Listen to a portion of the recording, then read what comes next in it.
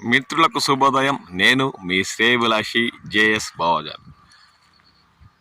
తెలుగు రాష్ట్రాల్లో ముఖ్యంగా ఆంధ్రప్రదేశ్లో అయితే వర్షాభావ పరిస్థితుల్లో సరైన వర్షాలు కురవక ఎల్ నినో ప్రభావంతో మామిడి తోటల్లో కూడా మామిడి చెట్లు పూర్తిగా వేర్ల నుండి ఎండి ఆకులంతా నేల రాలుతున్న దృశ్యాలు మనం ఈ మధ్య గమనిస్తున్నాం.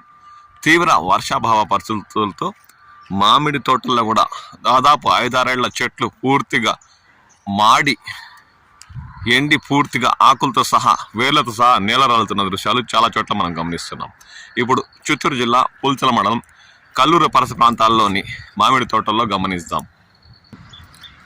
ఎల్ నినో ప్రభావంతో వర్షాధారితపై ఆధారపడే మామిడి తోటలు చాలా ఎక్కువగా మన రాష్ట్రంలో కనిపిస్తాయి.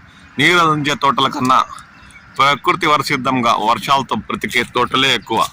అలాంటి సమయంలో ఈ ఏడాది సరైన వర్షాలు కురవక పూర్తిగా ఎలనైన ప్రభావంతో చిత్తూరు జిల్లా పుల్చల మండలం కల్లూరు పరిసర ప్రాంతాల్లోని మామిడి తోటల్లో దాదాపు 10 ఏళ్ల చెట్లు కూడా కొమ్మలతో సహా పూర్తిగా ఎండిపోతున్న దృశ్యాలు రైతులకు ఆందోళన కలిగిస్తున్నాయి.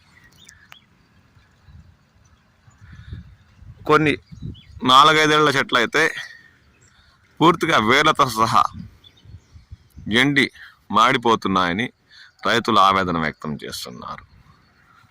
చూడండి, దాదాపు ఒక తోటలో 10 చెట్లకు పైగా మామిడి చెట్లు, 10-15 ఏళ్ల చెట్లు కూడా